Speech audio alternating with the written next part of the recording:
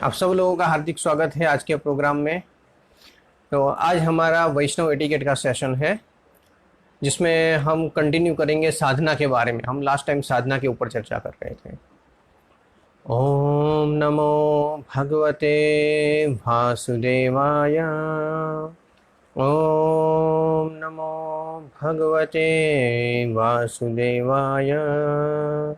ओम नमो भगवते वासुदेवाय।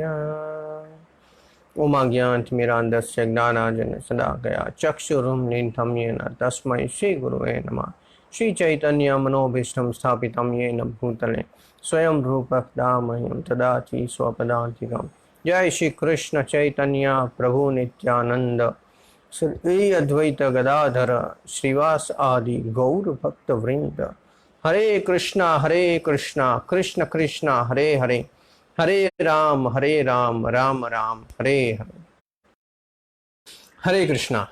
आप सब लोगों का हार्दिक स्वागत है आज के प्रोग्राम में। तो लास्ट टाइम हमने साधना के ऊपर चर्चा किया हुआ था, और उसके बाद हमने देखा था 10 नाम अपराध। इसमें हम स्पेशली जपा के ऊपर बात कर रहे थे कि हम किस प्रकार से ध्यानपूर्वक जप करना चाहिए, और जप करने का जो कुछ भी हमने उसमें देखा था। उसके बाद जो 10 नाम अपराध आए थे, तो हमारा लास्ट सेशन जो था वो 10 नाम अपराध के ऊपर था। तो उसमें हमने देखा था कि किस प्रकार से हमें भगवान के नाम में जप करने से सावधान रहना चाहिए। ये 10 नाम अपराध ऐसे हैं जिसे हमें हमेशा बचने का प्रयास करना चाहिए। तो पहला जो नाम अपराध है, जो लास्ट टाइम हमने चर्चा किया हुआ था, तो उसके बारे में थोड़ा देख लेते हैं। तो पहला जो नाम अपराध है, भगवान नाम के प्रचार में जीवन समर्पित करने वाले भक्तों की निंदा करना। अगर किसी ने अपना जीवन समर्पित कर दिया है भगवान के लिए या भगवान के प्रचार के लिए, तो उसकी निंदा करना ये बहुत बड़ा अपराध है। फिर दूसरा था शिव ब्रह्मा आदि देवों को भगवान विष्णु के नाम के समान या उनसे स्वतंत्र समझना, तो उसके बारे में भी हमने देखा था। तीसरा था गुरु की अवज्ञा करना या उन्हें साधारण मनुष्य समझना। फिर चौथा था वैदिक शास्त्रों या प्रमाणों का खंडन करना, चाहे कि जैसे ये शास्त्र है वो अभी कलयुग के लिए तो नहीं है, वो तो पहले के ज़माने के लोगों के लिए थे। अब तो मॉडर्न ज़माना हो गया है, तो इसीलिए ये शास्त्रों का भी कोई काम नहीं है, ऐसा समझना एक बहुत बड़ा अपराध है। फिर देखा था कि हरे कृष्ण महामंत्र की जप की महिमा को काल्पनिक समझना, ऐसा समझना कि ये जो जप है हम करते हैं हरे कृष्ण महामंत्र का, वो एक काल्पनिक है, सिर्फ उसकी जो महिमा है वो सिर्फ कहने के लिए है, बस सही में है नहीं, ऐसा समझना ये एक अपराध है।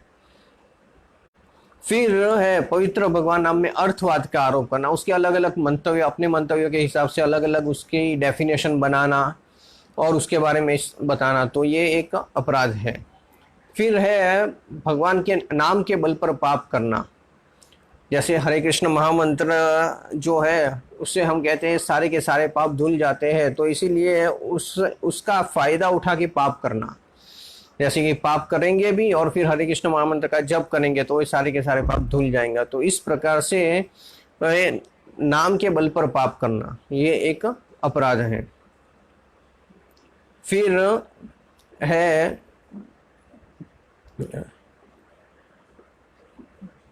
हरे कृष्ण महामंत्र के जप को वेदों में वर्णित एक शुभ समान कर्म कांड के समान समझना, जैसे वैदिक शास्त्रों में कर्म कांड के लिए जो कुछ भी बताया है, तो ये भी हरे कृष्ण महामंत्र भी उसी प्रकार का ही है, कर्म कांड के जैसा ही है।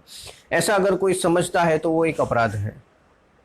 फिर अश्रद्धालु को कृष्ण की महिमा का उपदेश करना, ये भी एक अपराध है। इसलिए वैसे तो हम चैतन्य महाप्रभु के आदेश के हिसाब से सब लोगों को हरे कृष्ण महामंत्र के बारे में बताते हैं, सब लोगों को कहते हैं कि जप करना चाहिए, पर इसका जो गुह्य मतलब है वो सिर्फ ऐसे लोगों को बताना चाहिए कि जिसमें श्रद्धा आ गई है। वरना सब लोगों को कह सकते हैं कि आपको हरे कृष्ण महामंत्र का जप करना चाहिए, पर उसका जो रहस्य है वो जब किसी व्यक्ति में श्रद्धा डेवलप होती है, फेथ होता है, तो उसके बाद उसके बारे में बताना चाहिए। फिर 10वां है भगवान नाम के जप में पूर्ण विश्वास न होना और इनके अगाध महिमा समझने पर भी भौतिक आसक्ति बनाए रखना, तो ये भी एक अपराध है कि जो भगवान के जप के बारे में हमने सुना है पर हमें उसके ऊपर विश्वास नहीं है, और फिर भी हम क्या कहते हैं कि इतनी इतनी महिमा सुनी है, फिर भी भौतिक आसक्ति, जो मटेरियल अटैचमेंट है, उसको हम बना के रखते हैं, उसको हम छोड़ने का प्रयास नहीं करते, तो ये भी एक अपराध है। तो इस प्रकार से ये 10 नाम अपराध हमने लास्ट टाइम डिटेल में चर्चा किया हुआ था। तो ये भी साधना में आता है, जप में आता है, और इसके बाद हम आगे अब कंटिन्यू करेंगे कि साधना के रिलेटेड दूसरे जो कोई भी पॉइंट्स हैं वो क्या है, वो यहाँ पे बताए हुए हैं। तो इसमें जो सबसे पहले बताया हुआ है वो है 4 रेगुलेटिव प्रिंसिपल्स, जो 4 नियम हैं हमारे, उसके बारे में बताया हुआ है कि हर एक व्यक्ति को ये जो 4 नियम है, जो 4 नियम बताए हुए हैं, उसको स्ट्रिक्टली फॉलो करना चाहिए। इसमें कोई भी प्रकार का कोई भी कॉम्प्रोमाइज नहीं होना चाहिए। जिसमें सबसे पहले तो है नो मीट ईटिंग, मांसाहार नहीं करना चाहिए। एक्चुअली में ये जो 4 नियम है वो हमें शास्त्रों में से मिलते हैं, जैसे कि जो धर्म है वो 4 पिल्लर के ऊपर हमेशा होता है। तो ये 4 जो धर्म के पिल्लर है उसके बेस के ऊपर ये 4 नियम बनाए हुए हैं, इसीलिए ये कोई मन गढ़ंत बनाए हुए नियम नहीं है, ये शास्त्रों में से आते हैं। जैसे परीक्षित महाराज ने बताया था कलयुग को कि चले जाओ मेरे राज्य से, तो फिर कलयुग ने कहा था कि महाराज अब सब जगह पे आपका राज है, अब कलयुग भी शुरू हो गया है, तो अब मैं कहाँ पे जाऊं। तो उस समय पे ये 4 चीजें बताई हुई थी परीक्षित महाराज ने जाने के लिए, कि ये 4 चीज जहाँ पे होती है वहां पे तू चला जा। तो इसीलिए ये जो 4 चीज है, 4 नियम है, उसका नियम अगर कोई तोड़ता है तो ऐसी जगह पे कलयुग का प्रभाव सबसे ज्यादा होता है। तो इसीलिए ये 4 नियम है। उसमें सबसे पहले जो है वो नो मीट ईटिंग, मांसाहार नहीं करना चाहिए। मांसाहार करने से दया चली जाती है, व्यक्ति जीव को मार डालता है और फिर उसको आहार बनाता है, उसको खा लेता है। जैसे व्यक्ति अलग अलग मछलियों को मारते हैं, है ना, फिर मुर्गी को मारते हैं, इस प्रकार से सब जानवरों को मारते हैं और फिर उसको खा जाते हैं। तो ये बहुत ही बड़ा एक धर्म का जो पिलर है वो टूट जाता है, व्यक्ति में दया नहीं रहता। इसीलिए कभी भी व्यक्ति को मांसाहार नहीं करना चाहिए।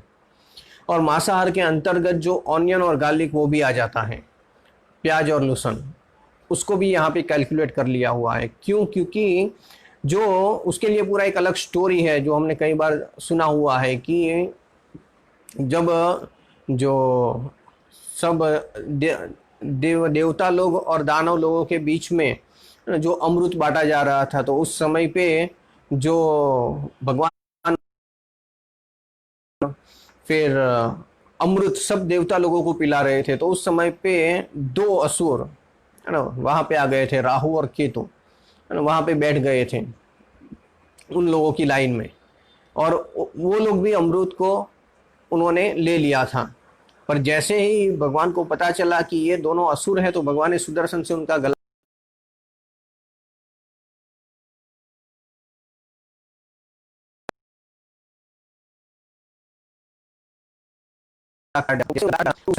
बने हैं। तो ये दोनों तमोगुणी आहार माने जाते हैं, तो इसीलिए उसको भी हमें अवॉइड करना चाहिए। उसके बाद बताया हुआ है कि नो इंटॉक्सिकेशन, नशा नहीं करना चाहिए। जैसे हम सिगरेट पीते हैं, फिर अलग अलग प्रकार के पान मसाला खाते हैं, तंबाकू खाते हैं, तो इससे इंटॉक्सिकेशन, नशा होता है। तो ये नशा नहीं करना चाहिए। नशा करने से ध्यान हमारा नष्ट हो जाता है। ये ध्यान एक पिलर है, तो ध्यान नहीं रहता है, तो इसीलिए नशा नहीं करना चाहिए। और नशा के अंदर ये चाय और कॉफ़ी, टी एंड कॉफ़ी भी इंक्लूड हो जाता है, क्योंकि चाय और कॉफ़ी में भी जो निकोटिन करके जो द्रव्य होता है, जो नशीला होता है, नशा है उसके अंदर भी।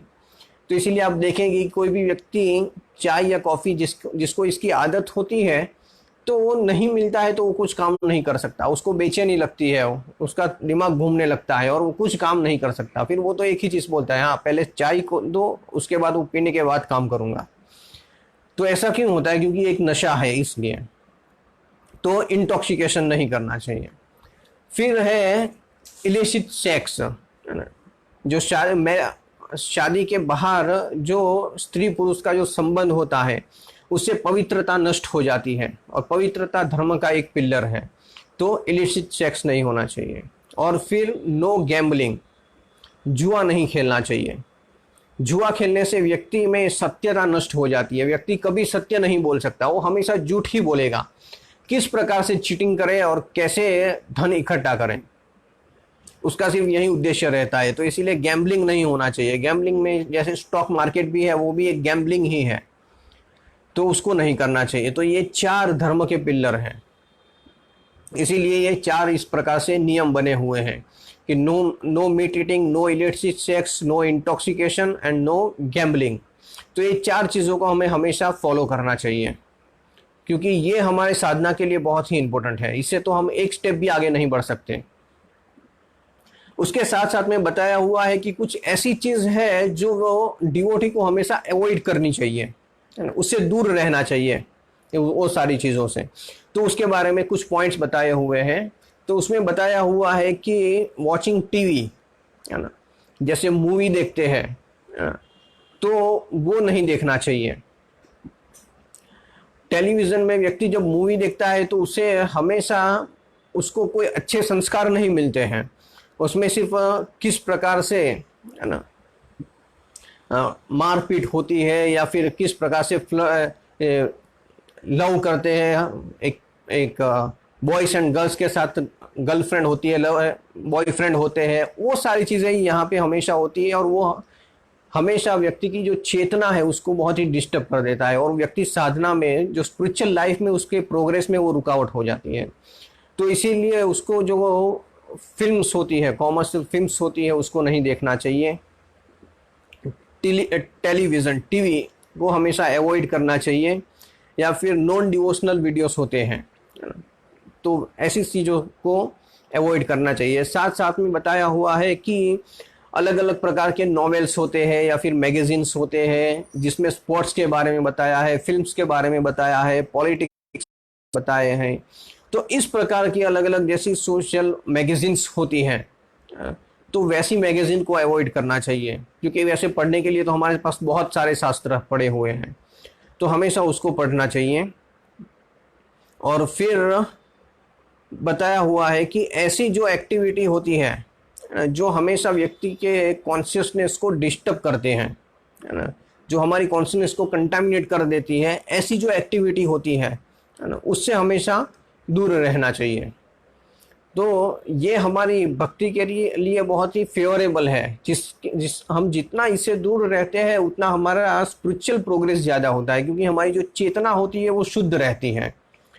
वरना जैसे व्यक्ति की चेतना खराब होती है तो फिर उसके बाद धीरे धीरे उसके जो विचार होते हैं वो भी बिगड़ जाते हैं, और फिर उसका शास्त्रों में मन नहीं लगता, लेक्चर सुनने में या फिर भक्तों का संग करने में, या फिर कोई भी स्पिरिचुअल एक्टिविटी जो होती है उसमें उसका मन नहीं लगता है, तो उससे वो पूरा का पूरा डिस्टर्ब हो जाता है। तो इसीलिए ये जो कुछ पॉइंट्स है उसको हमें ध्यान में रखना चाहिए। उसके बाद दूसरा जो पॉइंट है उसमें है एसोसिएटिंग विद डिवोटीज, हमें भक्तों का संग करना चाहिए। वैसे तो हम देखते हैं कि पहले से अभी तक वैष्णव एटिकेट में ये पॉइंट भी कई बार हम कवर कर चुके हैं, पर ये साधना के लिए भी बहुत ही इम्पोर्टेंट है। इसीलिए यहाँ पे स्पेशल इसको फोकस करके बताया हुआ है कि भक्तों का संग करना कितना महत्वपूर्ण है। कई बार हमें ऐसा लगता है कि हमने तो अभी सारी चीज़ें सीख ली है, हम अब सब चीज़ें जानते हैं, 16 माला करना है, 4 नियमों का पालन करना है, भगवत गीता पढ़नी है, श्रीमद् भागवतम पढ़ना है, चैतन्य चरितामृत पढ़ना है और लेक्चर सुनने हैं। बस ये चीज़ हमने पूरी तरह से समझ ली है। और लेक्चर में भी क्या बताएंगे कि हम शरीर नहीं है, हम आत्मा है ना? फिर भक्ति करो, फिर लेक्चर सुनो, फिर भगवत गीता के 4-5 श्लोक बोलेंगे, यही चीज़ होती है लेक्चर में हमेशा। तो हम सोचते हैं कि ये सारी चीज़ हम अब अपने आप कर सकते हैं, हमें अब भक्तों का संग करने की ज़रूरत नहीं है, हम घर पे बैठेंगे। अब तो सब कुछ ऑनलाइन है, डिजिटल लाइफ हो गई है, तो इसीलिए हम ऑनलाइन लेक्चर सारे सुन लेंगे, घर में तो ऑल्टर भी बना लिया है, तो हम घर पे आरती भी कर लेंगे और फिर 16 माला भी कर लेंगे, और 4 नियम तो हमने पालन करना शुरू कर दिया है, तो अब हम भक्तों का संग नहीं करेंगे। कोई व्यक्ति अगर ऐसा सोचता है तो उसका जो स्पिरिचुअल प्रोग्रेस जो होता है वो धीरे धीरे धीरे धीरे कम हो जाता है। इसीलिए भक्तों का संग जो है वो हमेशा हमें चाहिए, हमेशा, चाहे हम भक्ति में कितने भी आगे क्यों न बढ़ जाए, फिर भी हमें भक्तों के संग की आवश्यकता हमेशा रहती है। अगर आप शास्त्रों में देखेंगे कि जो ध्रुव महाराज हैं, तो ध्रुव महाराज को साक्षात भगवान का दर्शन हो गया और उसके बाद भी उन्हें क्रोध आया, और फिर उनके क्रोध को शांत करने के लिए फिर स्वयंभू मनु आए। तो फिर भगवान का संग करने के बाद भी व्यक्ति को भक्तों का संग की आवश्यकता हमेशा रहती है। और ऐसे एग्जाम्पल एक नहीं, ऐसे कई सारे ऐसे उदाहरण हैं कि जिसमें हम देखते हैं कि भगवान आए हो और भगवान ने खुद बताया हुआ है कि ये भक्तों का संग करो। तो इसीलिए भक्तों का संग में रहना ये सबसे पहली प्रायोरिटी है भक्ति में आगे बढ़ने के लिए। हाँ, अभी ये पैंडेमिक चल रहा है, अभी ऐसी सिचुएशन है कि हम कहीं जा नहीं सकते, कहीं भक्तों से मिल नहीं सकते, so this is totally different thing. ये तो कुछ समय रहेगा और कुछ समय के बाद ये खत्म हो जाएगा, नॉर्मल लाइफ हो जाएगी। पर जैसे भी ये नॉर्मल लाइफ हो जाती है, उस समय पे हमें हमेशा ध्यान रखना चाहिए कि जितना हो सके उतना हमें भक्तों का संग करना चाहिए, एसोसिएशन में रहना चाहिए, रेगुलरली कांटेक्ट में रहना चाहिए भक्तों के साथ। उससे क्या होता है कि हमारी जो चेतना होती है वो टोटली मेंटेन रहती है, स्पिरिचुअल रहती है। क्योंकि जब तक हम भक्तों का संग नहीं करते और घर अकेले होते हैं या फिर नॉन डिवोटी के संग में रहते हैं, क्योंकि कई बार हमें ऑफिस के लिए या जॉब के रिलेटेड होता है, तो हम ज़्यादातर ऐसे कांटेक्ट में रहते हैं कि जो डिवोटी नहीं है, तो उसकी वजह से हमारी चेतना धीरे धीरे धीरे धीरे रजोगुणी तमोगुणी होती जाती है, और उसको फिर बैलेंस में लाने के लिए हमें भक्तों की आवश्यकता होती है। तो वो भक्तों के संग के द्वारा ही होता है। और भक्तों के संग का मतलब क्या है कि एक भक्त दूसरे भक्त से मिला, बस, उसको एसोसिएशन नहीं कहते हैं। एसोसिएशन में क्या होता है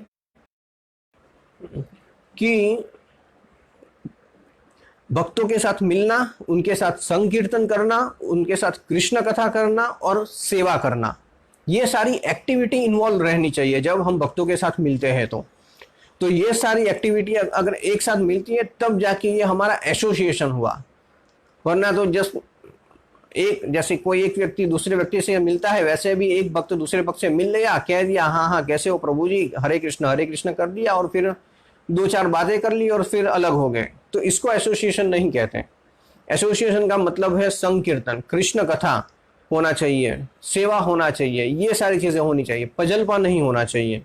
तो ये बहुत ही महत्वपूर्ण है कि एसोसिएशन किसको कहते हैं। कई बार भक्तों से मिलते हैं पर 80% हम सिर्फ डिस्कस करते हैं, पजलपा करते हैं, 20% हमारा कृष्ण कथा होता है।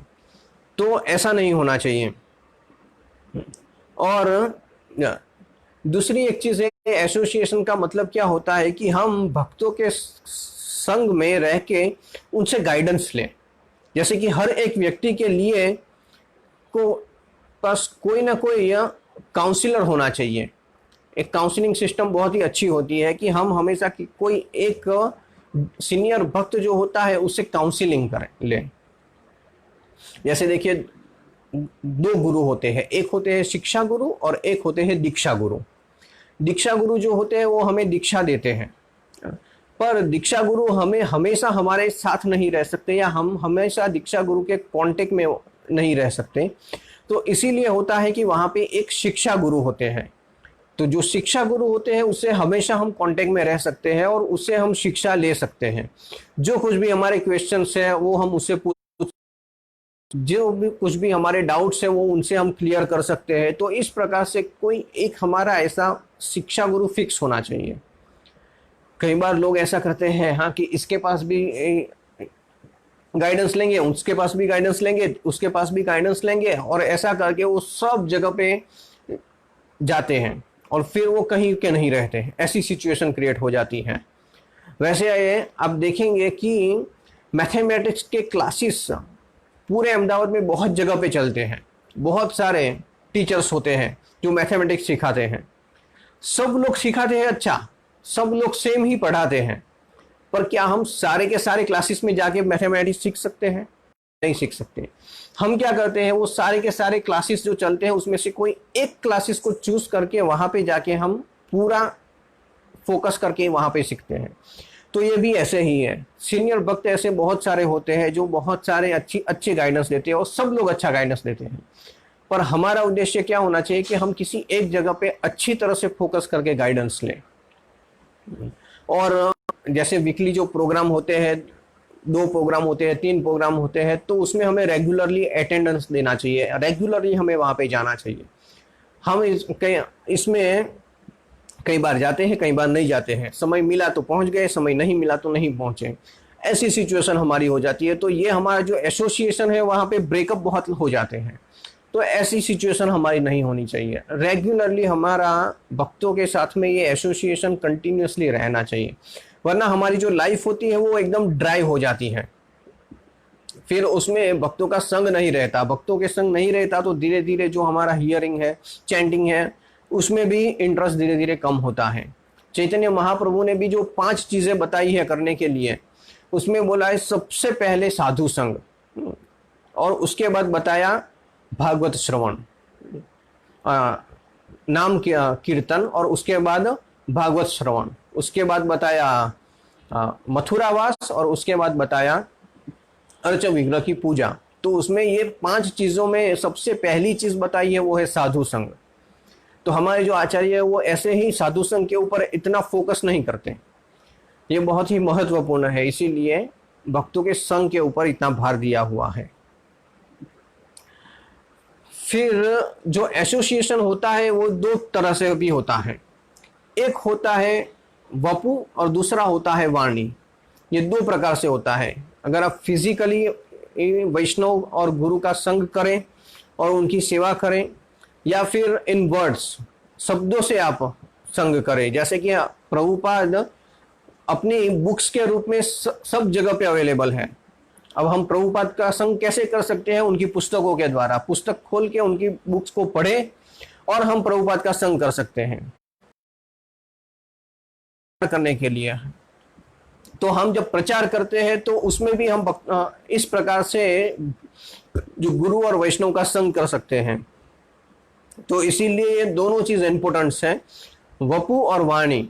उसमें जो वाणी है वो सबसे ज्यादा महत्वपूर्ण है, क्योंकि हर एक व्यक्ति को, हर एक भक्त का जो पर्सनल एसोसिएशन, जैसे कि हमारे दीक्षा गुरु है, उनका हमें इतना पर्सनल एसोसिएशन नहीं मिलता है, पर उनकी जो वाणी है वो हम हमें हमेशा हमारे साथ में रख सकते हैं। उन्होंने जो कुछ भी कहा है वो लाइफ टाइम तक हम उसको फॉलो कर सकते हैं। अगर आप देखेंगे कि प्रभुपाद के कई सारे ऐसे शिष्य हैं जो प्रभुपाद से एक भी बार नहीं मिले, या फिर सिर्फ 1 बार या 2 बार हार्डली मिले हैं, पर आप देखेंगे कि उन्होंने प्रभुपाद के जो वचन हैं उसको अपनी लाइफ बना दी, और पूरी लाइफ उनकी जो प्रभुपाद के जो शब्द है उसको पकड़ के रखा, और वो प्रभुपाद के बहुत ही सारे अच्छे शिष्यों में गिने जाते हैं। एसोसिएशन कर सकते हैं। तो इसमें जो सत्संग है वो सबसे मेन फोकस है एसोसिएशन का। तो इस प्रकार से हमें काउंसलिंग भी अच्छी तरह से लेनी चाहिए। ये मायावादी लोग होते हैं, उनका सिस्टम कैसा होता है कि जैसे उनको अगर किसी दीवार के ऊपर चढ़ना है तो मायावादी लोग क्या करते हैं, पहले सीढ़ी के ऊपर वहां पे सीढ़ी लगाते हैं, सीढ़ी के ऊपर चढ़ते हैं, धीरे धीरे धीरे धीरे चढ़ते हैं ऊपर, दीवार के ऊपर चढ़ गए और दीवार के ऊपर चढ़ने के बाद वो सीढ़ी को लात मार देते हैं। मायावादियों का फिलोसॉफी इस प्रकार से है कि पहले वो गुरु बनाते हैं, फिर धीरे धीरे धीरे आगे बढ़ते हैं, और आगे बढ़ते हैं फिर अब हम एडवांस डिवोटी हो गए हैं, अब हमें किसी की जरूरत नहीं है, और फिर वो गुरु को लात मार देते हैं और भगा देते हैं, छोड़ देते हैं। यह मायावादियों की फिलोसॉफी है। पर जो वैष्णव भक्त होता है उनमें ऐसा नहीं होता है। चाहे वैष्णव भक्ति में कितना भी एडवांस हो जाए, फिर भी वो उसके जो काउंसिलर है, उसके जो सीनियर भक्त है, उनके जो दीक्षा गुरु है, उनके जो शिक्षा गुरु है, वो हमेशा उसके लिए गुरु के समान रहते हैं। तो उनको करना, उनके संग में रहना, उनसे गाइडेंस लेना, ये सबसे महत्वपूर्ण है। तो इसीलिए जो हमारा एसोसिएशन होता है वो इस प्रकार से होता है। इसके ऊपर तो और भी बहुत सारी चीज़ें हो सकती हैं, डिस्कस हो सकती है, क्योंकि ऐसे हमारे शास्त्रों में से बहुत सारे उदाहरण मिलते हैं कि जिसमें हर एक भक्त का संग किया और फिर उन्होंने भगवान की प्राप्ति के लिए, जैसे प्रहलाद महाराज है, ध्रुव महाराज है, फिर जो शिकारी थे, है ना, वो क्या नाम था वो शिकारी का? मृगारी। हाँ, मृगारी। तो उसके नारद जी उनके गुरु हैं, और नारद जी का संग करके वो इतने शुद्ध भक्त हो गए कि उन्हें भगवान की प्राप्ति हुई। तो ऐसे कई सारे उदाहरण भी हम ले सकते हैं, समझ सकते हैं। उसके बाद बताया हुआ है कि अवॉइडिंग नॉन डिवोटीज, जो भक्त नहीं है उनसे उनका एसोसिएशन कम करना।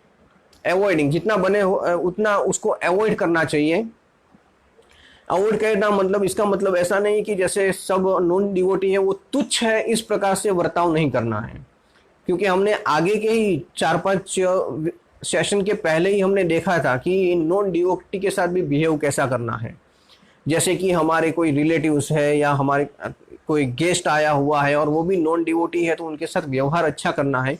पर अवॉइडिंग नॉन डिवोटीज का मतलब ऐसा है कि जितना हो सके हमें नेसेसरी है हमारी लाइफ के लिए उतना ही संग करना चाहिए। जैसे कोई बिजनेस करता है, जॉब करता है, तो उनको नॉन डिवोटी का एसोसिएशन करना पड़ता है वहां पे। तो जितना जॉब या बिजनेस के रिलेटेड है बस उतना करो, उससे ज्यादा मत। दूसरा, जैसे हमारे कोई सोशल ऑब्लिगेशंस है, जैसे हमारी रिलेटिव्स है, फैमिलीज में कोई प्रोग्राम है, या फिर हमारे नेबर्स है, या ऐसे कुछ लोग हैं, तो उनके साथ हमें जितना मिनिमम जो नेसेसरी है उतना एसोसिएशन बस रखना है, उससे ज़्यादा मत नहीं रखना है। तो इससे ज़्यादा जो है उसको हमें अवॉइड करना है और ज़्यादा से ज़्यादा भक्तों का संग करना है। तो ये इसका मेन मतलब होता है।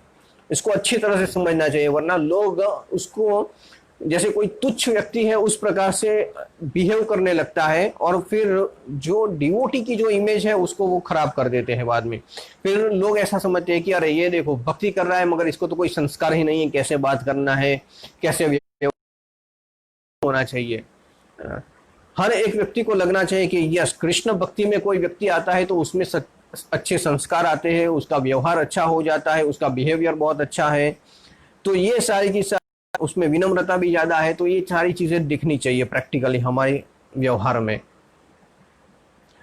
तो इस प्रकार से जितना हो सके उतना मिनिमाइज करना चाहिए ये चीजों को। तो इसीलिए जितना भक्तों का संग करना इंपॉर्टेंट है, वैसा अभक्तों को का संग नहीं करना वो भी इतना ही इंपॉर्टेंट है।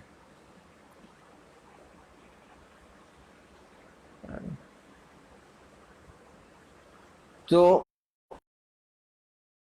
चैतन्य महाप्रभु भी इसके बारे में सनातन गोस्वामी को बता रहे थे कि हमारा जो व्यवहार है ना वो कैसा होता है। जैसे अगर हम कोई एसोसिएशन में नहीं रहते हैं तो फिर हमारा जो बिहेवियर है वो टोटली चेंज हो जाता है। तो इसीलिए उसको अच्छी तरह से मेंटेन करने के लिए हमें एसोसिएशन, भक्तों के संग की बहुत आवश्यकता होती है ना। फिर 2 प्रकार के ऐसे स्पेसिफिक बताया हुआ है कि 2 प्रकार के ऐसे लोग हैं उनका एसोसिएशन हमेशा नहीं करना चाहिए। पहला, जो व्यक्ति बहुत ही लालची है ना, और जिसका अटैचमेंट सबसे ज्यादा होता है स्त्री के प्रति या फिर मटेरियल ऑप्युलेंट के प्रति, धन के प्रति, है ना, जो ऐशो आराम होते हैं, मटेरियल इंजॉयमेंट होता है उसके प्रति, और स्त्री के प्रति जिसका अटैचमेंट बहुत ही ज्यादा है, ऐसे व्यक्ति का एसोसिएशन 100% अगर हो सके तो अवॉइड ही करना चाहिए। और दूसरा, जो कृष्ण भक्ति में इंटरेस्ट नहीं रखते हैं, है ना, ऐसा है कि जो डिवोटी नहीं है, कृष्ण का डिवोटी नहीं है, उसको कृष्ण के बारे में सुनना भी अच्छा नहीं लगता है, बात करना अच्छा नहीं लगता है, तो ऐसे प्रकार के जो व्यक्ति हमें एसोसिएशन नहीं रखना चाहिए। कई ऐसे नॉन डिवोटी होते हैं कि जिनको आप अगर कृष्ण के बारे में बताओ तो वो सुन लेंगे, हाँ हाँ बहुत अच्छा है बहुत अच्छा है, ऐसी तारीफ करेंगे, हाँ वो नहीं करेंगे पर वो अवॉइड नहीं करते सुनना, उसे घृणा नहीं करते, हाँ वो अप्रिशिएट करते हैं, मतलब थोड़े पायस होते हैं। पर कुछ ऐसे होते हैं कि जिनको आप कृष्ण के बारे में बताओ तो वो सुनना ही नहीं चाहते, अगर थोड़ा बहुत अगर बात करेंगे तो फिर मजाक उड़ाएंगे या फिर हंसी मजाक में सब कुछ निकाल देंगे, ऐसे होता है। तो ऐसे लोगों का एसोसिएशन 100% छोड़ देना चाहिए, वहां पे एसोसिएशन नहीं करना चाहिए। उसके बाद है तीसरा point, reading, book reading. Book reading भी हमारे लिए बहुत ही इंपॉर्टेंट है। जो भक्त होता है उसको चाहिए कि वो रेगुलरली, रेगुलर मतलब डेली डेली वो बुक रीडिंग करें। जो प्रभुपाद की जो बुक्स है, भगवत गीता है, श्रीमद् भागवतम है, चैतन्य चरितामृत है, और इसके अलावा जितनी भी छोटी छोटी बुक्स है, जैसे भी नेक्टर ऑफ इंस्ट्रक्शन है, परफेक्ट क्वेश्चन परफेक्ट आंसर है, मैचलेस गिफ्ट है, ऐसी कई सारी ऐसी प्रभुपाद की जो बुक है।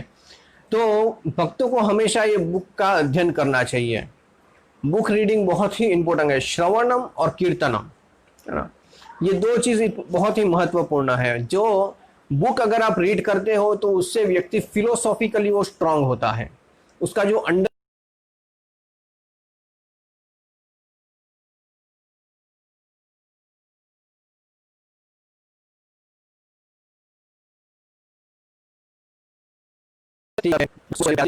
महत्व क्या है, ये सारी चीजें हमें क्यों करनी चाहिए, किस प्रकार से हमें समय बचाना चाहिए, हमारा जो समय वेस्ट हो जाता है उसको बचा के हम कैसे करके मैक्सिमम हमारा जो समय है वो भक्ति में लगाए, ये सारी चीजों को समझने के लिए हमें फिलोसॉफी समझना बहुत ही इंपॉर्टेंट है कि कृष्ण हमें क्या कहना चाहते हैं।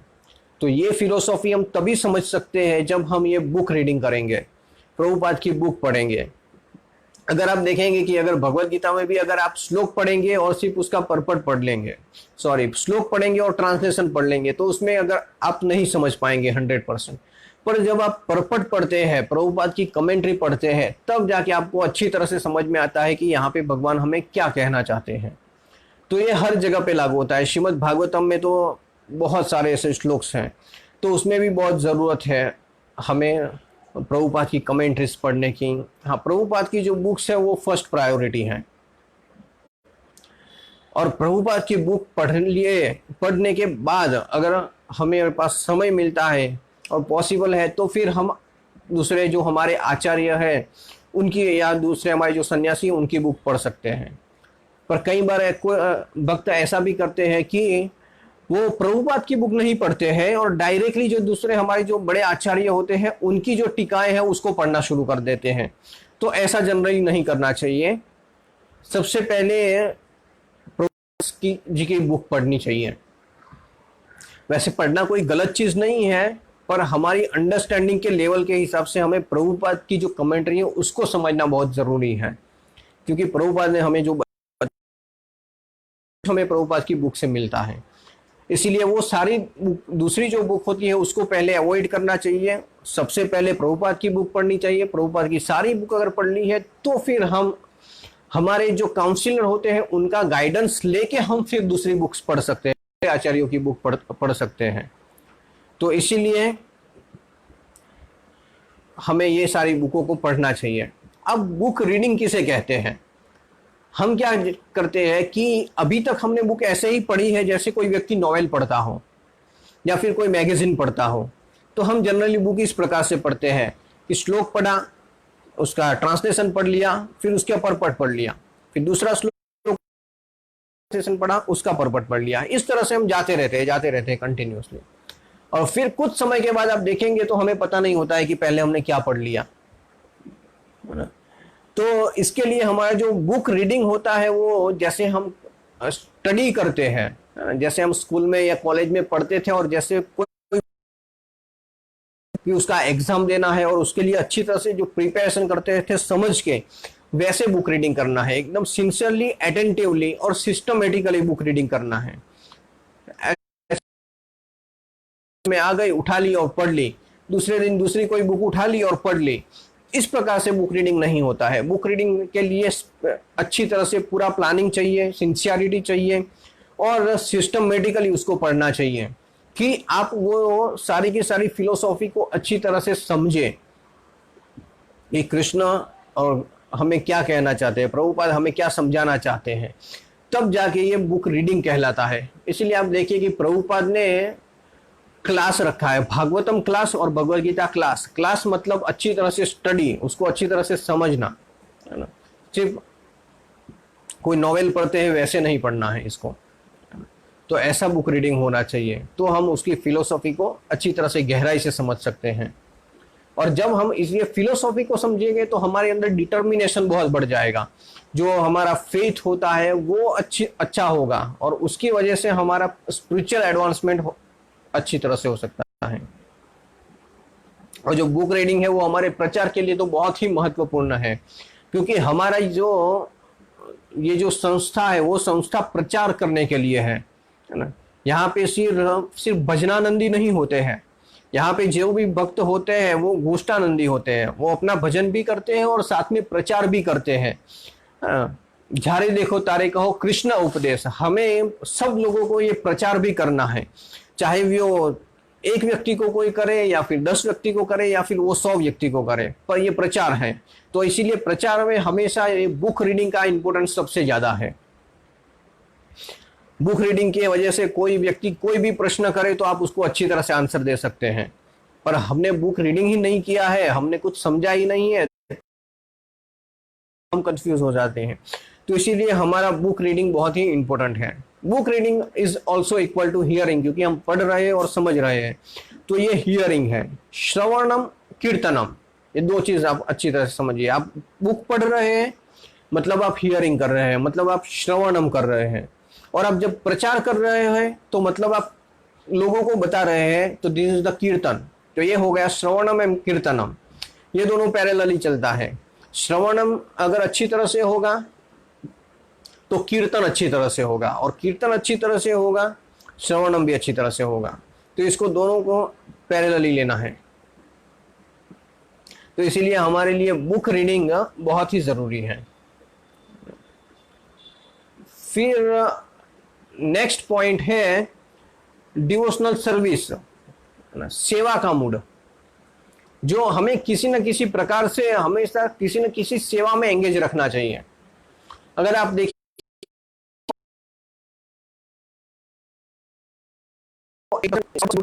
कि जिनके पास स्पेसिफिक कोई सेवा नहीं होती है, तो जल्दी उठेंगे, मंगला आरती करेंगे, 16 माला करेंगे, बुक रीडिंग भी करेंगे, ये सारी चीजें करेंगे, भगवान को भोग भी लगाएंगे और भोग लगा के प्रसाद भी होती है। तो ऐसा नहीं होना चाहिए, हमारे पास हमेशा कोई ना कोई ऐसी एंगेजमेंट हमेशा रहनी चाहिए। हालांकि ये जो कुछ भी हम कर रहे हैं वो भी एक सेवा ही है, पर जो भी हमारे काउंसलर होते हैं, हमारे जो सीनियर होते हैं, उनका गाइडेंस लेके हमें कोई स्पेसिफिक सेवा लेनी चाहिए। चाहे वो कोई टेंपल में कोई सेवा हो या फिर टेंपल के प्रोग्राम के रिलेटेड, प्रचार के रिलेटेड सेवा हो, जैसे अलग अलग नामट चलते हैं तो उसके रिलेटेड कोई सेवा का कार्य हो, तो वो सारी चीज़ों को हमेशा हमें लेना चाहिए। अदरवाइज हमारा रूटीन कैसा हो जाता है, उठ गए, 16 माला कर लिया, है ना, और दिन खत्म हो गया, फिर दूसरे दिन भी वैसा ही। पर हम जो एक्चुअल में सेवा नहीं कर पाते हैं, हम हमारे शरीर को तन मन धन से सेवा में नहीं जोड़ पाते हैं, तो इसीलिए ये सेवा करना बहुत ही ज़रूरी है। हर एक सेवा अलग अलग प्रकार की होती है, ऐसे बहुत सारी होती हैं। अगर प्रचार के रिलेटेड होते हैं तो कंप्यूटर के रिलेटेड भी सेवा होती है, टेंपल में जाएंगे तो झाड़ू पोछा मारने की भी सेवा होती है, प्रसाद सर्व करने की भी सेवा होती है, ऐसी कई सारी सेवा होती हैं। तो वो हमेशा हमारे जो सीनियर भक्त होते हैं उसको उनका गाइडेंस लेके हमें कोई फिक्स सेवा डिसाइड करनी चाहिए। वैसे अभी सब लोग मंदिर नहीं जा पाते हैं या घर पे ज़्यादातर रहते हैं, तो घर पे भी रह के ऐसी कई सारी सेवा है जो वो कर सकते हैं। तो इस तरह से हमें हमारे कोई स्पेसिफिक सेवा को लेना चाहिए, क्योंकि हमारा जो मिशन है ना, वो सेवा के बिना संभव नहीं है। फिर है नेक्स्ट पॉइंट डीटी वर्शिप। हमें डीटी वर्शिप करना चाहिए अच्छी तरह से। प्रभु चैतन्य महाप्रभु ने जो 5 चीज बताई हुई है उसमें जो एक है वो है अर्च विग्रह की सेवा। तो इसीलिए जो डीटी वर्शिप है वो हमारे लिए बहुत ही इंपॉर्टेंट है, गृहस्थ जीवन के लिए तो सबसे महत्वपूर्ण है। इसीलिए क्योंकि हम सब लोग घर पे रहते हैं, टेंपल में नहीं रहते हैं। जो टेंपल में रहते हैं उनके लिए तो वहाँ पे ऑलरेडी डीटीज है और वहाँ पे सेवा करते हैं। पर जो गृहस्थ है जो घर पे रहते हैं तो उनको हमारे घर में एक अच्छा सा मंदिर बनाना चाहिए जिसमें अर्च विग्रह की है। वो जो अर्च विग्रह है ना, वो वुडन के भी हो सकते हैं, मार्बल के भी हो सकते हैं, मेटल के भी हो सकते हैं, या फिर वो वैसे ना हो तो सिर्फ फोटो भी हो सकते हैं। तो इसमें से कोई भी हो सकता है। अगर हमारे पास विग्रह नहीं है तो हम फोटो भी रख सकते हैं भगवान का। और जैसे हमारे शास्त्र में बताया हुआ है उस हिसाब से हमें मंदिर का डिजाइन करना चाहिए और मंदिर घर में रखना चाहिए कि जिसकी वजह से हम भगवान के साथ आदान प्रदान कर सकें। इसका मतलब ऐसा नहीं है कि हम मंदिर जाना छोड़ दें। मंदिर जाना और मंदिर में अर्च विग्रह की पूजा करना या उनका दर्शन करना ये तो महत्व है ही, पर साथ साथ में घर पे जब हम विग्रह रखते हैं तो उनके साथ हम आदान प्रदान कर सकते हैं। जैसे कि आप भगवान की पूजा कर सकते हैं, भगवान को भोग लगा सकते हैं, वरना मंदिर ही नहीं होगा तो आप भोग कैसे लगाओगे। तो इसीलिए जो हमारे स्टैंडर्ड होते हैं उसके हिसाब से हमें मंदिर बनाना चाहिए और जो कुछ भी वर्शिप के लिए जो कोई भी चीज़ों की ज़रूरत है उसको हमें रखना चाहिए और अर्च विग्रह की अच्छी तरह से पूजा करनी चाहिए। अर्च विग्रह की जो आरती है, किस प्रकार से आरती करना है, वो टोटली एक डिफरेंट सेशन हो सकता है हमारा, क्योंकि उसमें सिर्फ डीटी वर्शिप होता है। डीटी वर्शिप किस प्रकार से करना है, वैसे तो टेंपल के हिसाब से आप देखेंगे तो उसके लिए तो पूरा सेपरेट पूरा कोर्स बनाया हुआ है कि किस प्रकार से आप टेंपल में रह के अर्च विग्रह की पूजा कर सकते हैं। पर घर में वो 100% फॉलो करना बहुत ही मुश्किल है। तो मिनिमम स्टैंडर्ड के हिसाब से घर पे हम अर्च विग्रह की पूजा कर सकते हैं। तो उसको हम नेक्स्ट सेशन में देखेंगे कि कैसे हमें कौन कौन सी चीज़ें यूज़ करनी है, पैराफिनेलिया कैसे यूज़ करना है, किस प्रकार से अगरबत्ती घुमानी होती है, ये सारी चीज़ें हैं। तो उसको हम डिटेल में देखेंगे नेक्स्ट सेशन में।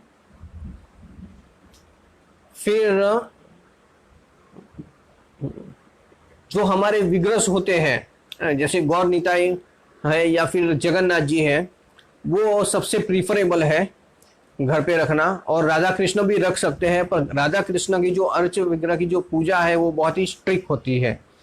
उसमें थोड़ा बहुत ही इधर उधर हो जाता है तो वो भगवान का अपराध हो जाता है। पर गौर निताई है वो बहुत ही दयालु है और जगन्नाथ जी है वो भी बहुत दयालु है। इसीलिए जो अगर गलती से भी हमारा कोई अपराध हो जाता है तो गौर निताई और जगन्नाथ जी उसे क्षमा कर देते हैं। तो इसीलिए सबसे ज्यादा प्रीफरेबल है कि हैं या फिर जगन्नाथ जी रख सकते हैं। वैसे राधा कृष्ण को रखना है तो रख सकते हैं, मगर उसके लिए आपको साथ में पुजारी को भी घर में रखना होगा, क्योंकि 5 बार कंपलसरी उसमें भोग लगाना होता है। ये सारी चीज़ें बहुत सारी उसमें ध्यान रखना चाहिए। तो मिनिमम 5 पुजारी चाहिए मंदिर में अगर किसी को अर्च विग्रह की पूजा, राधा कृष्ण की पूजा करनी है तो इसीलिए मोर प्रिफरेबल इज गौर निताई, औदार्य अवतार भगवान का, या फिर जगन्नाथ जी कलयुग के लिए स्पेसिफिकली पतित पावन है ना। वैसे तो राधा कृष्ण भी पतित पावन है। तो इस प्रकार से हम अर्च विग्रह रख सकते हैं। फिर जैसे स्टैंडर्ड ऑल्टर होता है, जैसे उसमें गुरु शिष्य परंपरा जो होती है वो परंपरा होना चाहिए। फिर पंच तत्व होना चाहिए, नरसिंह देव होने चाहिए, और फिर विग्रह है वो विग्रह होने चाहिए। इस प्रकार से हमें टेंपल को अच्छी तरह से सेटअप करना चाहिए।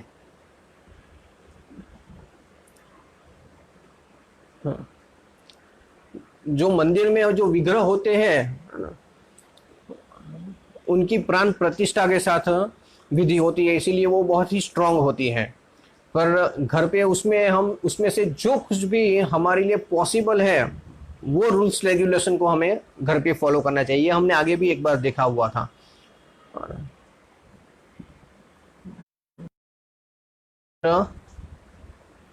यस, टेम्पल में जाना भी उतना ही नेसेसरी है, और घर पे भी सेवा करना उतना ही इम्पोर्टेंट है।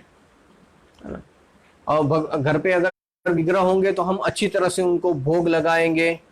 एटलीस्ट दो दो बार तो मिनिमम हमें भगवान की आरती करनी चाहिए। जैसे सुबह को मंगला आरती है और शाम को संध्या आरती है, तो मिनिमम ये 2 आरती तो घर पे होनी ही चाहिए, और साथ में कीर्तन के साथ, है ना। तो इस तरह से हमारा जो वातावरण है घर का, वो 100% स्पिरिचुअल होना चाहिए, है ना। हाँ, एक और चीज भी है कि जब भी हम ये अर्च विग्रह घर पे रखते हैं, है ना, तो उसके लिए गुरु की परमिशन भी जरूरी है कि हम हमारे जो गुरु है उनकी उनके उनका मार्गदर्शन ले, उनसे परमिशन ले, और वो अगर हमें परमिशन देते हैं तो उनके हाथों से हमेशा विग्रह हमें मिलते हैं। जैसे गुरु है वो हमें विग्रह देते हैं, ऐसा सिस्टम है।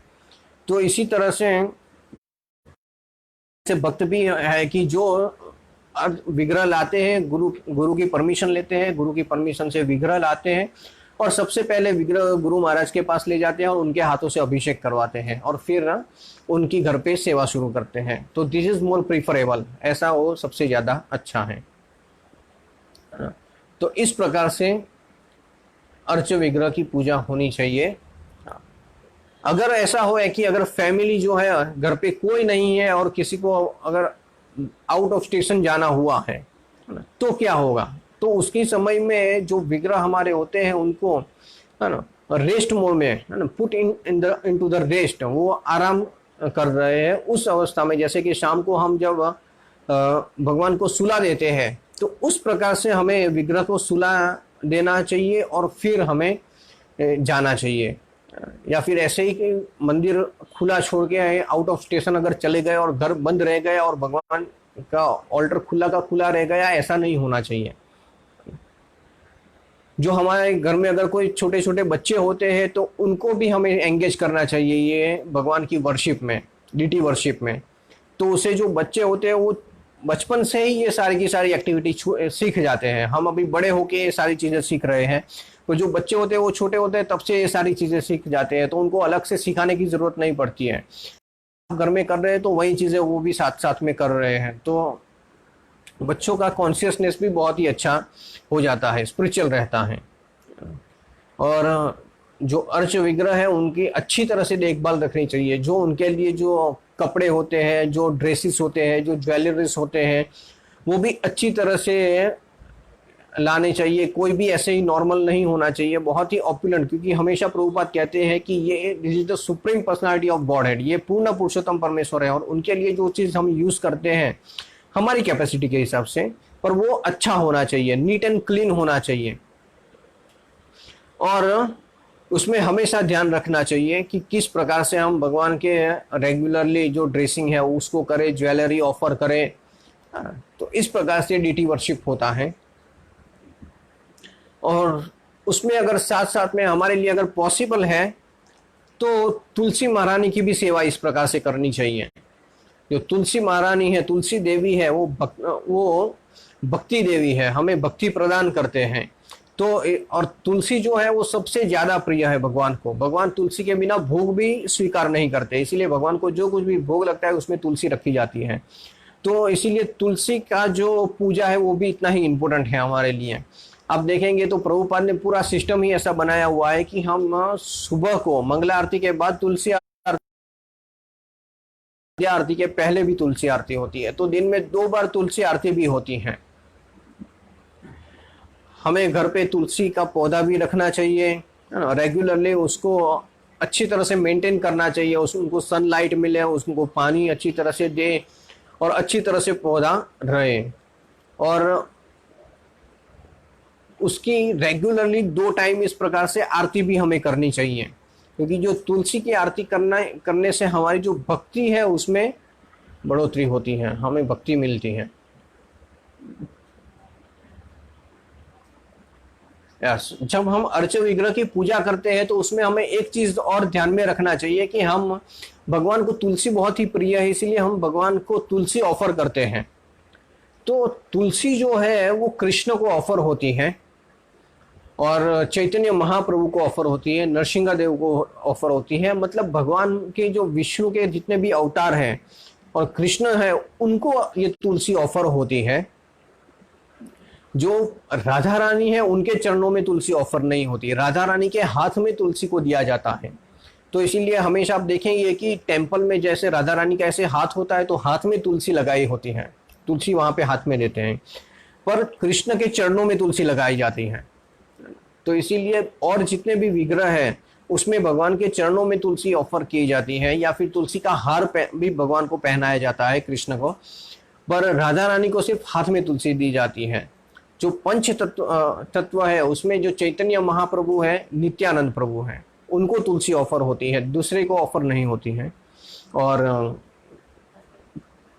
जो परंपरा है, परंपरा को तुलसी ऑफर नहीं होती है।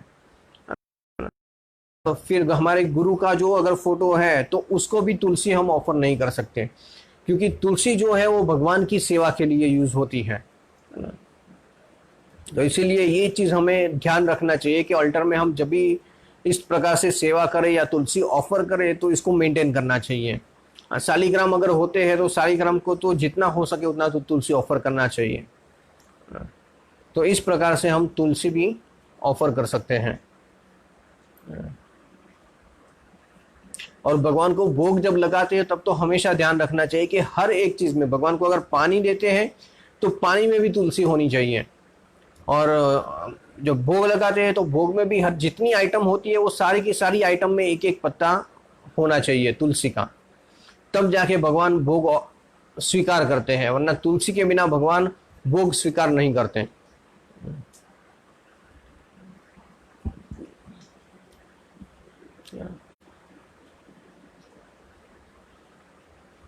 और फ्लावर्स, भगवान को जब फ्लावर ऑफर करते हैं तो हमेशा ध्यान रखना चाहिए कि जो फ्लावर है वो मुरझाए हुए नहीं होने चाहिए, एकदम फ्रेश फ्लावर भगवान को ऑफर होते हैं।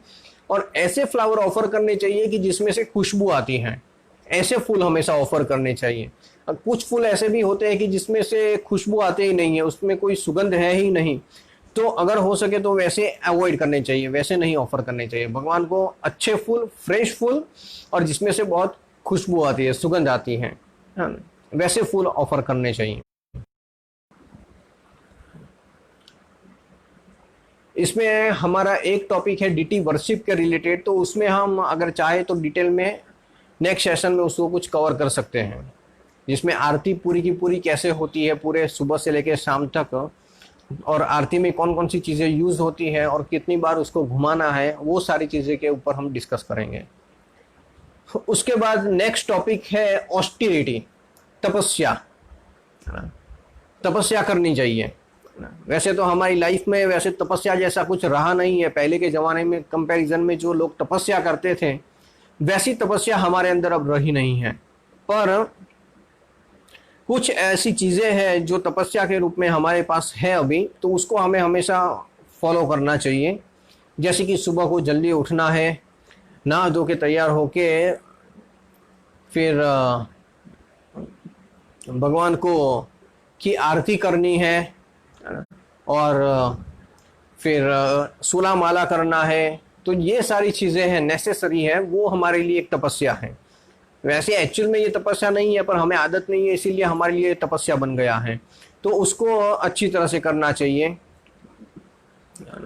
फिर सुबह को जल्दी उठना, प्रभुपाद बताते हैं सुबह को जल्दी उठना और फास्टिंग करना। हमारी लाइफ में सिर्फ ये 2 ही तपस्या है, बाकी और कोई तपस्या जो फास्टिंग है उसमें हम एकादशी का फास्टिंग करते हैं, और फिर जितने भी जैसे कि जन्माष्टमी है या फिर रामनवमी है, भगवान के प्रागट्य दिन का फास्टिंग होता है।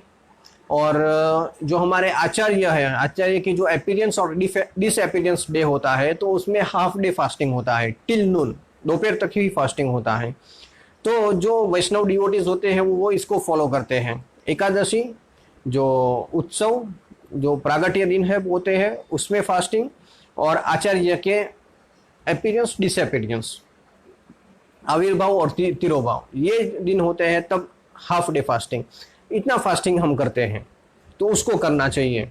एकादशी तो कंपलसरी है, हर एक जीव को एकादशी तो कंपलसरी ही करना चाहिए। एकादशी है, उसको माधव तिथि भगति जननी, वो भक्ति प्रदान करने वाली है, इसीलिए हमें एकादशी करना चाहिए। एकादशी भी क्यों करना चाहिए, उसके पीछे भी एक कथा बताया हुआ है शास्त्र में, तो वो भी एक आधे घंटे का पूरा डिस्कशन है, तो उसको भी हम एक सेपरेटली सेशन में ले सकते हैं कि एकादशी जो होती है उसको क्यों करना चाहिए और कैसे उसको उसका पालन करना चाहिए। क्योंकि हम जो एकादशी करते हैं वो भगवान की प्रसन्नता के लिए करते हैं, कृष्ण को प्रसन्न करने के लिए करते हैं, क्योंकि this is the Krishna's day, ये कृष्ण का दिन है ऐसा माना जाता है। तो इसीलिए हमें एकादशी का पालन अच्छी तरह से करना चाहिए।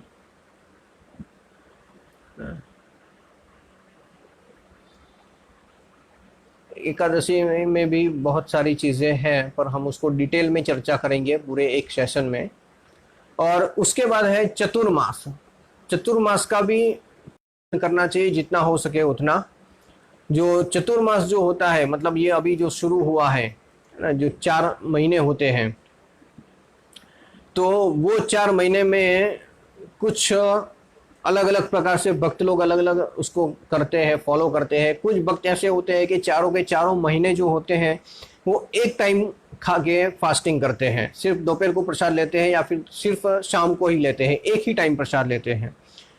फिर जो पहला महीना होता है उसमें जो ग्रीन लीफ होते हैं, ग्रीन पत्ते जो होते हैं, उसको नहीं खाना चाहिए, उसको अवॉइड करना चाहिए। जो दूसरा महीना होता है नहीं लेना चाहिए। फिर तीसरा महीना जो है उस,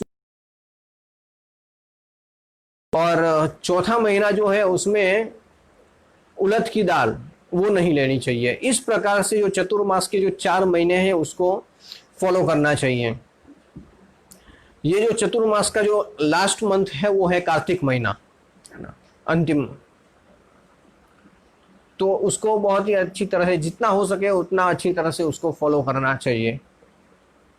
वैसे तो उसके ऊपर भी शास्त्र में कई सारी ऐसी डिटेल्स बताई हुई है कि उसमें क्या क्या नियम होते हैं, या फिर चतुर्मास करने का से क्या क्या आपको लाभ होते हैं, उसके बारे में भी शास्त्र में डिटेल में बताया हुआ है। पर जनरली जो भक्त होता है वो चतुर्मास भी जो फॉलो करता है तो वो भगवान की प्रसन्नता के लिए करता है। हाँ, क्योंकि हम भक्ति में आगे बढ़े वो उसका इंटेंशन होता है, चाहे कि और कोई उसको लाभ मिल जाए या कोई पुण्य इकट्ठा हो जाए, वो लाभ से कोई चतुर्मास भक्त नहीं करते हैं।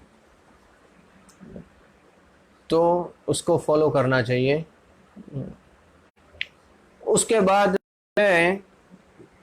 लास्ट टॉपिक एक है फेवरेबल प्रिंसिपल्स, अनफेवरेबल प्रिंसिपल्स। ये 2 चीज है। ये जो नेक्टर ऑफ इंस्ट्रक्शन बुक है उसमें से लिया हुआ है। तो जब हम nectar of instruction book study करेंगे, उसको हम जब समझेंगे तो ये सारी चीज़ें उसके अंदर कवर हो जाएगी। पर हम अभी पॉइंट के रूप में देते हैं कि ऐसी क्या चीज़ होती है जो हम फेवरेबल है और भक्ति के लिए फेवरेबल नहीं है। ये 2 चीज़ हैं। ये टॉपिक के बाद हम क्लास को विराम करेंगे। तो अगर किसी को कोई प्रश्न है तो आप कमेंट बॉक्स में लिख दीजिए। जैसे ही ये सेक्शन खत्म होता है तो हम क्वेश्चन आंसर ले सकते हैं। तो जो फेवरेबल है और अनफेवरेबल है, ये 2 चीज बताई है रूप गोस्वामी के द्वारा उपदेशामृत में, नेक्टर ऑफ इंस्ट्रक्शन उसमें लिखा हुआ है। श्लोक नंबर 2 और श्लोक नंबर 3 इसके अंदर ये लिखा हुआ है कि ये 6 चीज ऐसी है जो नहीं करनी चाहिए और 6 चीज ऐसी है जो करनी चाहिए, जो भक्ति के लिए अनुकूल और प्रतिकूल है, ऐसी चीजें हैं। तो सबसे पहले जो बताया हुआ है तो अनफेवरेबल बताया है कि व्यक्ति को डिवोशनल सर्विस में ये जो 6 चीज़ें होती हैं वो भक्ति को नष्ट कर देती है, तो इसीलिए ये 6 चीज़ नहीं करनी चाहिए। तो उसमें पहला बताया हुआ है कि व्यक्ति को जितना हो सके उतना ही आहार लेना चाहिए, ज़्यादा आहार नहीं लेना चाहिए। जो ईटिंग और फंडिंग और पैसा, धन, वो दोनों चीज़ जितनी रिक्वायर है उतनी ही लेनी चाहिए, उससे ज़्यादा नहीं लेना चाहिए और ज़्यादा इकट्ठा नहीं करना चाहिए या ज़्यादा नहीं खाना चाहिए। फिर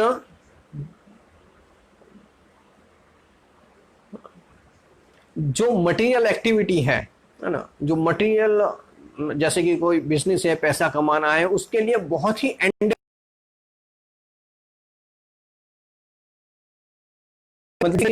जैसे है ना, कोई अभी 16 घंटा 14 घंटा या फिर 18 घंटा तक लोग लगातार काम करते रहते हैं, काम करते रहते हैं, धन कमाना है, धन कमाना है, ऐसा करके। तो इस प्रकार से पागलों की तरह उसके पीछे नहीं लगना चाहिए। और कुछ जो भक्ति के रिलेटेड नहीं है ना, वैसी ऐसा हमें डिस्कस नहीं करना चाहिए, ऐसा नहीं बोलते रहना चाहिए। कुछ ना कुछ लोग बोलते रहते हैं, तो उसको अवॉइड करना चाहिए। पजलपा इसको कहते हैं। पजलपा हमें नहीं करना चाहिए, पजलपा करने से भक्ति नष्ट होती है। फिर चौथा पॉइंट है कि जो हम आध्यात्मिक जीवन हम जी रहे हैं, जो स्पिरिचुअल रूल्स रेगुलेशन फॉलो करते हैं, तो सिर्फ फॉलो करने के लिए ही करना है बस। उसका जो मेन उद्देश्य है उसको नहीं समझ के सिर्फ हमें करना है, इसीलिए हम कर रहे हैं, चलो सब लोग कर रहे हैं तो हम भी कर रहे हैं, सब लोग नहीं करेंगे हम भी नहीं करेंगे। तो इस प्रकार से नहीं करना चाहिए। जो प्रैक्टिकल स्पिरिचुअल रूल्स रेगुलेशन से जो कुछ भी हम फॉलो करते हो, तो उसको अच्छी तरह से समझ के करना चाहिए हमारे आध्यात्मिक प्रोग्रेस के लिए। उसके बाद हमें जो नॉन डिवोटी होते हैं, जो कृष्ण भक्ति में नहीं है ना, उनका एसोसिएशन नहीं करना चाहिए। जो हमने पहले ही अभी टॉपिक देखा, पर ये रूप गोस्वामी ने इसमें बुक में भी लिखा हुआ है, तो इसके लिए यहाँ पे फिर से आया है। और हमें बहुत ही लालायित नहीं होना चाहिए मटेरियल अचीवमेंट के लिए, कि मटेरियल अचीवमेंट कोई प्राप्त करना है तो उसके लिए हमें दौड़ना है, बहुत मेहनत करनी है, ऐसा नहीं करना चाहिए। क्योंकि मटेरियल अचीवमेंट आज है कल नहीं है, तो उसका कोई इतना फ़ायदा नहीं है आध्यात्मिक जीवन के लिए। तो इतनी चीज़ें नहीं करनी चाहिए। अब 6 चीज़ ऐसी है जो फेवरेबल है, जो क्या हमें करना चाहिए। उसमें पहले 3 चीज़ बताई है, उत्साह, निश्चय और धैर्य। ये 3 चीज़ होनी चाहिए हमारे अंदर, तब व्यक्ति भक्ति में आगे बढ़ सकता है। एंथुजियाज्म, व्यक्ति उत्साह में होना चाहिए हमेशा। वह मरे हुए ऐसे चलो 16 माला घिस लिया, ऐसा कर लिया, फिर उठ लिया, ऐसा नहीं होना चाहिए। व्यक्ति में उत्साह होना चाहिए कि जो कुछ भी वो कर रहा है वो क्यों कर रहा है, उसके अंदर उत्साह के साथ वो कार्य करना चाहिए। हाँ, फिर कॉन्फिडेंस, उसमें कॉन्फिडेंस होना चाहिए कि हाँ, कि ये हम अच्छी तरह से कर सकते हैं। निश्चय होना चाहिए, उसमें डिटर्मिनेशन होना चाहिए, और पेशेंस होना चाहिए। उसमें उसको धैर्य होना चाहिए, उत्साह, निश्चय और धैर्य। क्योंकि ऐसा नहीं होगा कि आज माला करना शुरू करेंगे और दूसरे दिन कृष्ण आपके सामने प्रकट हो जाएंगे, है ना। क्योंकि ये हम हमारे पूरे जीवन में हमारा जो लाइफ है उसको जन्म मृत्यु के चक्र से बाहर निकालने के लिए बैठे हैं। ये कोई छोटी चीज़ नहीं है। तो इसीलिए हमेशा पेशेंस होना चाहिए। कई लोग ऐसा कहते हैं 16 माला तो क्या 1 साल से, 4 साल से, 5 साल से 16 माला कर रहा हूँ, कुछ हो ही नहीं रहा है, हो ही नहीं रहा है। कई लोग ऐसा कहते हैं। एक बार किसी एक व्यक्ति ने गुरु महाराज को प्रश्न पूछा था कि 15 साल से हम 16 माला कर रहे हैं पर कुछ हो नहीं रहा है ना, तो कैसे हम समझे इसको, है ना। तो ऐसा पूछा, तो गुरु महाराज ने बताया था कि 15 माला साल से आप कंटिन्यूस कर रहे हो, मतलब आपको इसमें रुचि है, तभी 15 साल से आप कंटिन्यू इसको कर पा रहे हो, है ना। तो इसीलिए पेशेंस हमेशा होना चाहिए। तो पेशेंस का मतलब ऐसा भी नहीं कि आज 1 माला फिर 2 साल के बाद 2 माला पर पहुंचेंगे, ऐसा भी नहीं होना चाहिए। इसको हम डिस्कस करेंगे जब हम नेक्टर ऑफ इंस्ट्रक्शन बुक्स करेंगे तब। उसके बाद तीसरा बताया हुआ है कि श्रवणम कीर्तनम विष्णु स्मरणम, जो नवदा भक्ति है उसको बहुत ही अच्छी तरह से पालन करना चाहिए। किसी भी एक चीज को पकड़ना चाहिए या फिर जितना हो सके उतनी सारी चीजों को पकड़ना चाहिए। श्रवणम, कीर्तनम, विष्णु स्मरणम, ये सारी चीजों को अच्छी तरह से करना चाहिए। फिर नॉन डिवोटी जो है उसको, उसका एसोसिएशन हमें अवॉइड करना चाहिए। और छठा है, जो हमारे आचार्य है, हमारे जो प्रीवियस आचार्य जितने भी है, परंपरा में जो आचार्य आते हैं, वो जिस जैसे चले हैं उसके फुट स्टेप पे चलना है। उन्होंने जो फॉलो किया है उसको हमें फॉलो करना है। हमारी कोई नई चीज ढूंढ के उसको फॉलो नहीं करना है। जो हमारे आचार्य कह गए हैं, वो उन्होंने जो किया हुआ है वही चीज हमें करनी है। तो ये 6 पॉइंट है जो हमें करने चाहिए, जो हमारी भक्ति के लिए फेवरेबल है ना। ठीक है, और लास्ट एक पॉइंट है छोटा सा, इंपॉर्टेंस ऑफ टाइम। टाइम हमें हमेशा बचा के को यूज करना चाहिए, जितना हो सके उतना। चाणक्य पंडित कहते हैं कि अगर आपका एक क्षण चला गया तो फिर आप हजारों करोड़ों रुपए खर्च कर लो, फिर भी आपका एक क्षण जो गया है वो वापस नहीं आएगा। तो आपके पास जो टाइम है उसका परफेक्टली यूटिलाइज करो, उसको वेस्ट मत करो। जैसे पजल पा करने में या टीवी देखने में या फिर इस तरह से उसको वेस्ट मत कीजिए, हमेशा उसका अच्छी तरह से यूटिलाइज कीजिए कि कैसे करके हम उसको अच्छी तरह से स्पिरिचुअल लाइफ में अप्लाई कर सकें। तो टाइम बहुत ही इंपॉर्टेंट है, क्योंकि एक बार समय चला गया तो वापस नहीं आएगा।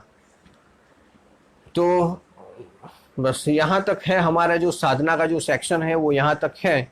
अब हम नेक्स्ट सेशन में एक दो चीज़ हम ले सकते हैं, जिसमें एकादशी के बारे में कुछ डिस्कस करेंगे, और जो आरती है, भगवान की जो आरती है उसको कैसे, दो चीज़ों को हम ले सकते हैं नेक्स्ट सेशन में। अगर किसी को कोई प्रश्न है तो आप पूछ सकते हैं, कोई कमेंट है, किसी को कोई कुछ कहना है तो आप कह सकते हैं।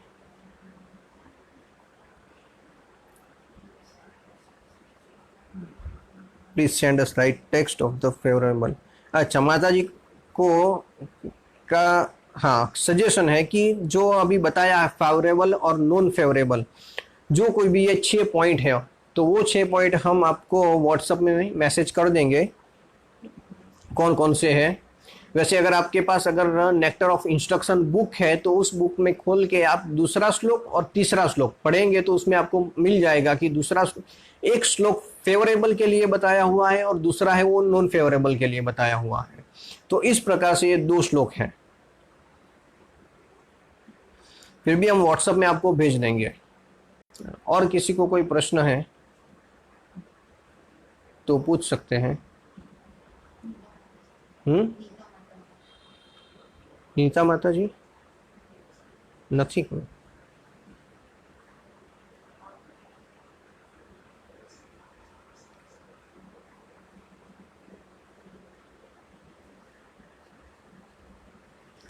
ओके, तो हम यहाँ पे क्लास को विराम देते हैं। कल हम मिलेंगे सेम इसी समय पे भगवत गीता के साथ। हरे कृष्णा।